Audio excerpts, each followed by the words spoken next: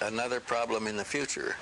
By the time the second one came down at Aztec, New Mexico, lors du crash d'Aztec au Nouveau-Mexique, nous avions une équipe juste à côté, de l'autre côté de la frontière, au Colorado. Ils ont pu observer l'approche de cet objet, visiblement hors de contrôle.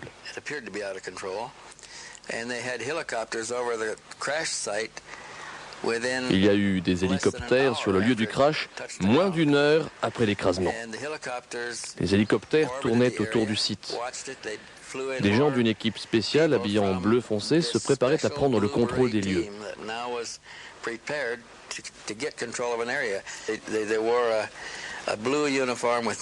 Ils avaient un uniforme bleu sans marque que je connaisse, ainsi qu'un béret bleu. Ils ont pris en charge le secteur et ont fait partir toutes les autres autorités policières.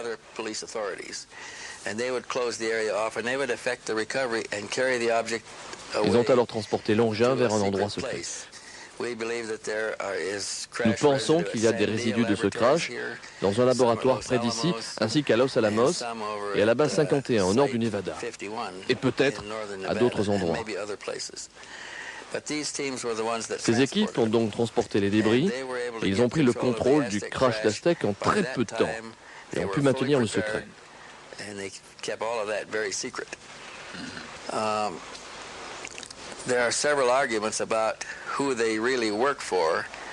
Il y a plusieurs arguments en ce qui concerne les personnes pour qui ils travaillent. Mais les membres clés du gouvernement sont également souvent membres du MJ-12. Plusieurs officiers étaient membres du MJ-12 et peut-être encore maintenant.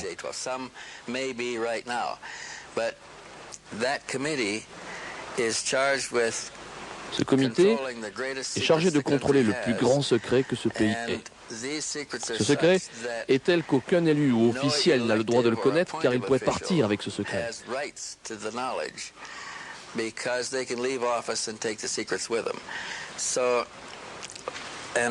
Donc, un officier ou un officiel du gouvernement doit avoir un besoin très spécifique pour avoir accès à ces informations. Et généralement, il est englobé dans le groupe ou la société, ainsi il ne divulguera rien. Nous avons déjà parlé de censure, mais il est peut-être bon d'aller plus avant dans ce domaine controversé, mais malheureusement sournois et bel et bien réel.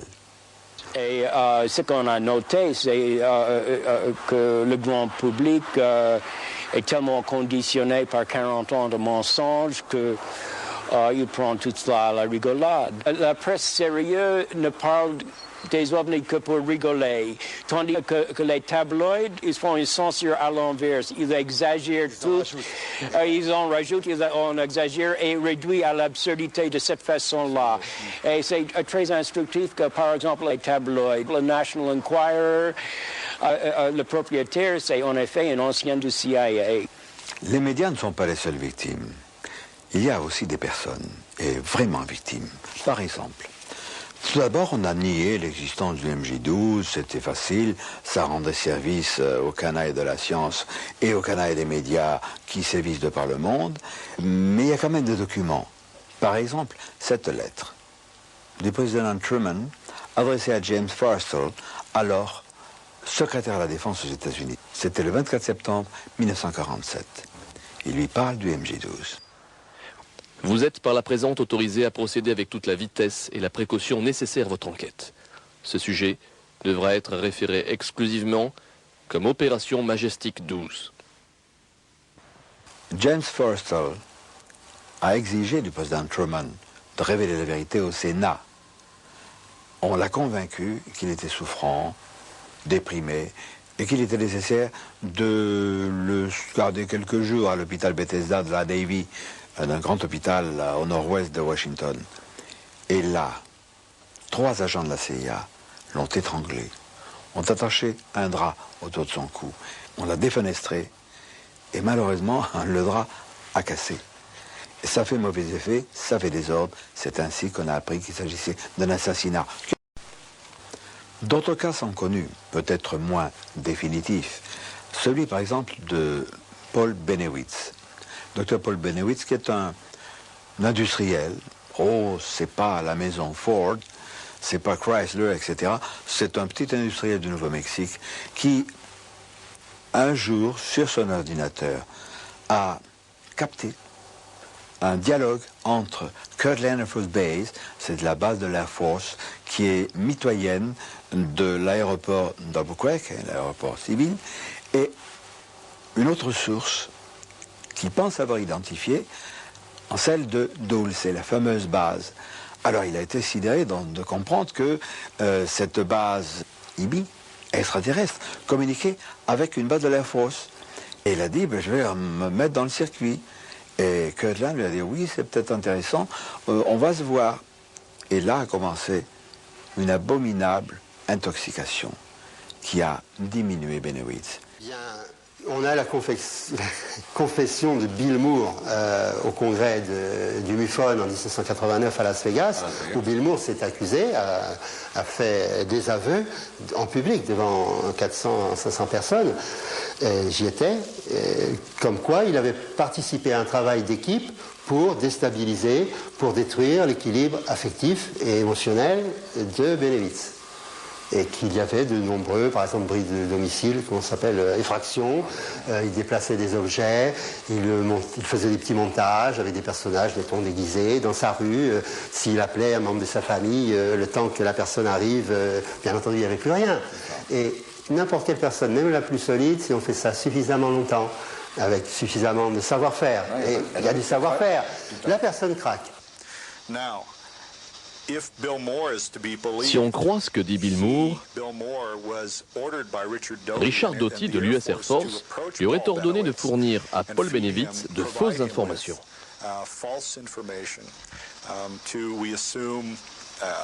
Cela afin de le mettre à mal. Il affirmait qu'il y avait des atterrissages d'OVNI au Nouveau-Mexique et ainsi de suite.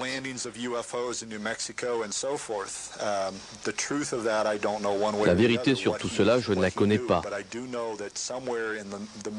Mais je sais qu'entre les années 80 et 90, il a été fourni en fausses informations par l'US Air Force sans la moindre raison. Quand je l'ai rencontré, je ne suis pas un professionnel de la santé mentale, mais je dirais que sa santé mentale était plutôt précaire. L'un de nos reporters s'est rendu à Montréal en octobre 91 pour y rencontrer, le contact était d'accord, le rendez-vous était pris, pour y rencontrer un ésotériste, grand amateur d'étrangeté et d'OVNI, qui devait nous parler de ses recherches, etc. Et comme c'est le cas fréquent dans le problème de l'ufologie, il y a eu un incident de parcours, un incident de route. Il s'est rétracté, il nous a posé des lapins, et notre reporter n'a pas pu agir. En France aussi, il y a des preuves de pression, et je dis bien... Vous savez, ou ne savez pas, et il est important de vous l'expliquer, que les archives publiques sont régies par des lois sévères, à bon escient d'ailleurs. On ne peut pas les divulguer n'importe quand, il y a un rituel à respecter. Ce que vous ignorez, amis, c'est que sont classés archives publiques tous les rapports de gendarmerie concernant les témoins d'observation d'OVNI, d'atterrissage ou de rencontres du troisième type. Alors, dans le journal officiel du 5 janvier et dans le journal officiel du 12 décembre 1979, vous pouvez me le procurer pour quelques francs en photocopie. Il est précisé que si les archives publiques concernent une personne, bon, la divulgation ne peut être faite avant 50 ans. Mais imaginez un gendarme qui, pour des raisons personnelles, ne croit pas aux ovnis, est contre les ovnis, n'aime pas les ovnis, ni les ufologues, il va chercher la petite bête, parce qu'il connaît la loi, un gendarme connaît la loi. Alors il va demander au témoin, voilà, Madame Dupont, Monsieur Durand, vous dites avoir vu un engin, etc. Très bien, vous allez bien? Vous avez une bonne santé? Ah oui, absolument. La dame lui dit, ah, mon Dieu, j'ai fait une égratignure, j'ai un corps au pied, mais tout va bien. Le gendarme note, Madame Dupont nous a déclaré ce jour souffrir d'une petite égratignure et de corps au pied. J'exagère. Mais ça, c'est une connotation de santé. Et la censure n'est pas de 50 ans. Elle est alors de 150 ans. Mais en France, la censure n'existe pas. On nous prend donc vraiment pour des crétins. Notre groupe d'ufologues de pointe et d'extrême pointe, d'ufologues qui savent prendre des risques. Il y a Alain Ranguis, qui est un jeune chercheur du CNRS, et Patrick Gamb, qui est un technicien de l'EDF. Ils ont eu à pâtir, tout comme moi d'ailleurs, de menaces, de harcèlement. Et Patrick Gamb va nous raconter ses propres problèmes. Oui, c'est suite on est rentré à l'IMSA, au conseil d'administration de l'IMSA, et ça a commencé le 7 septembre 1985. Alain venait de rentrer de